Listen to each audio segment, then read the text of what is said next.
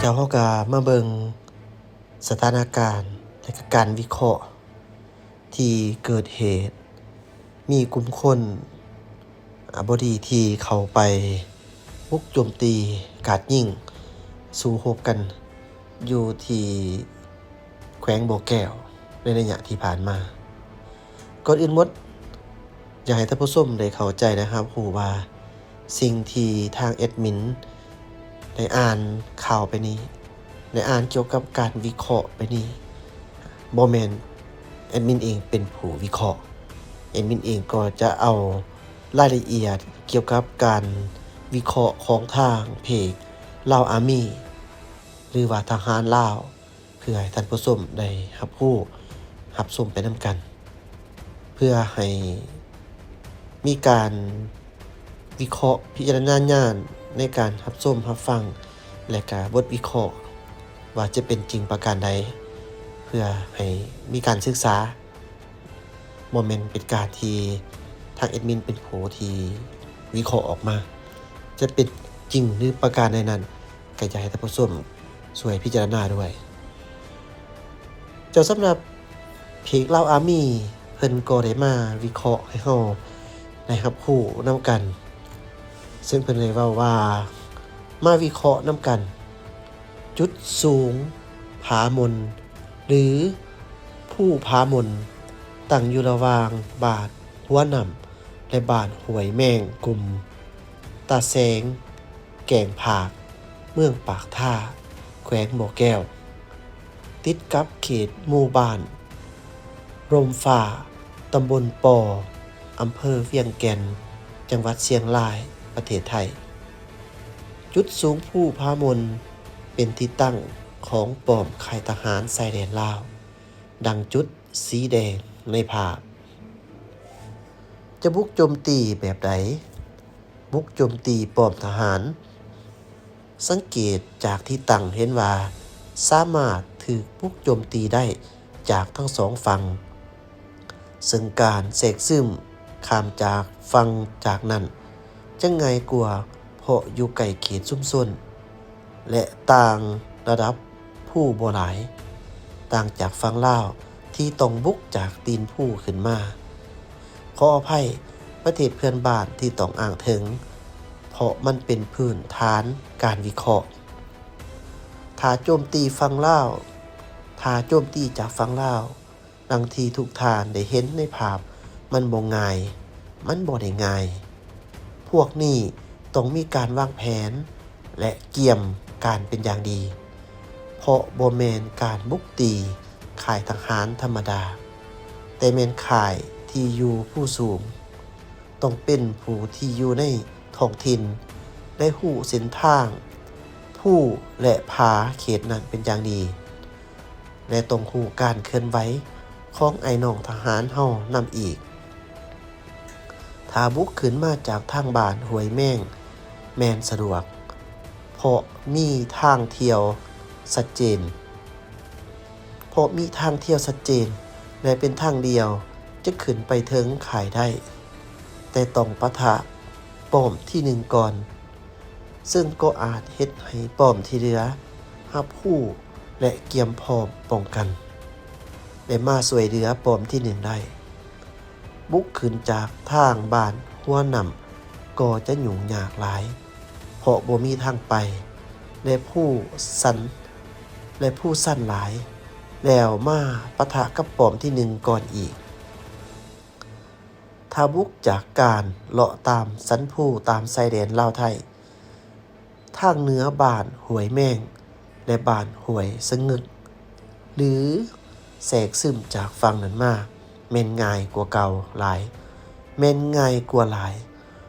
เพราะสามารถเข้าถึงเส้นทางลักตัดขาดกันกลางระหว่างป้อมค่าย3 4ที่อยู่เทิงสุดและ2 1ที่อยู่ลุมสามารถแบ่งกำลังตีได้ทั้ง2จุดพร้อมกันหรือรัดตีกำลังที่จะไปสวยป้อมค่ายที่3ที่4ที่อยู่เทิงใดแม่นกองกำลังมาแต่ไส มี2กองกำลังที่มีความเป็นไปได้สุดก็คือ 1. กองกำลังปฏิการเก่าเพราะเขตนี้ฮอดไสยบุรีแต่ก่อนเป็นเขตปฏิบัติการของพวกระบอบเก่าบางกลุ่มที่หวังหมางเพและทำลายระบอบใหม่ในส่วงหลังปลดปล่อย แต่ส่วงหลังมาถึกปราบปรามนักก็เริ่มอ่อนการเคลื่อนไหวลง โดยอาศัยทรงวางทางชายแดนดีสอดอยู่แต่ก็ยังสร้างความปั่นป่วนอยู่บางข้างข้าว แห่งจูงใจก็หนาจะแมนสร้างผลงานเพื่อเหียบห้องเงินสนับสนุน 2. กลุ่มที่เสียผลประโยชน์ในท้องถิ่นที่ถือกวาดล้างอย่างหนัก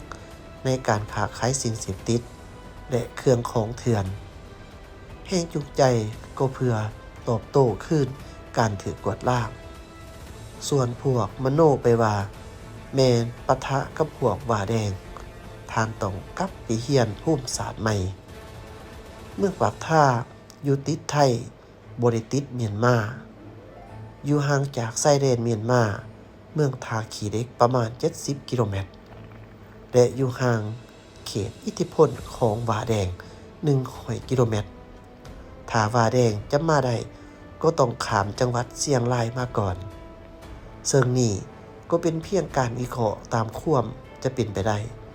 ถ้าพวกท่านเห็นต่างนี่ก็สามารถแสดงความคิดเห็นมาได้อย่างมีสติส่วนความจริงแท้จะเป็นแบบใดก็ต้องถาทางการเพิ่นประกาศซึ่งอาจจะแมนและบ่แมนตามนี้ก็ได้เจ้าท่านผู้ชมนี่ถือว่าเป็นการวิเคราะห์ของทางเพจลาวอาร์มี่หรือว่าทหารลาวก็ให้ท่านผู้ชมไปมีการพิจารณาเบิ่งเอาเองว่าจะเป็นแบบนี้หรือบ่มีความคิดเห็นแนวใดว่ามีความรู้สึกจังไดกับการที่เพิ่นได้มาวิเคราะห์ก็ให้นำไปวิเคราะห์เบิ่งเด้อฉะนั้นนี่ถือว่าแอดมินเองก็ย้ำอีกเทื่อนึงว่าบ่แม่นเป็นผู้ที่มาวิเคราะห์นี่แอดมินก็เอาตามเพจทางลาวอาร์มี่หรือว่าทหารมาให้ท่านผู้ชมได้รับรู้กับเหตุการณ์ที่เกิดขึ้นอยู่ที่จุดสูงผามุนเมืองปากท่าแขวงบ่อแก้วที่ว่าได้มีการสู่พบโจมตีกันอยู่จุดเขตนั้นส่งผลเฮ็ดให้ตามบางเพจเขาเจ้าได้ลงว่ามีทหารลาวเสียชีวิตประมาณ 2-3 คนอันนี้เฮาก็ต้องได้มาเบิ่งนำกันสำหรับความเป็นจริงประการใดย้ำอีกครั้งนึงว่าเฮาก็ต้องรอท่าการชี้แจงหรือว่าการแถลงจากทางการเพิ่นเบิ่งว่าเพิ่นจะมีการชี้แจงบ่หรือแนวใดเนาะส่วนเฮานี่ก็เอามาให้ท่านผู้ชมได้รับรู้เกี่ยวกับเรื่องราวที่เกิดขึ้นตามที่เฮาได้เบิ่งตามภูมิสันฐานนี่ที่เพิ่นวิเคราะห์ไปนี่ก็มีส่วนที่น่าสนใจเนาะเจ้าท่านผู้ชมส่วนว่าจะเป็นคือแนวใดนั้นย้ำอีกทีนึงว่าเฮาก็ต้องรอท่าติดตามเบิ่งนำทางการเพิ่นมาแถลงชี้แจงแล้วแอดมินเองก็จะนำมาฝากมาต่อท่านผู้ชมขออภัยถ้าหากว่ากะเกะกะกะอีกเทื่อนึงนี่มันบ่ได้อยู่ในห้องอัดเนาะเจ้าท่านผู้ชมบ่ได้อยู่ในห้องอัดเสียงแอดมินเองก็ถือว่าได้เดินทางนี่ก็เลยบ่ชัดเจนเกี่ยวกับการปากกันเว้าต้องขออภัยด้วยขอบใจที่ตามรับชมสบายดีเจ้า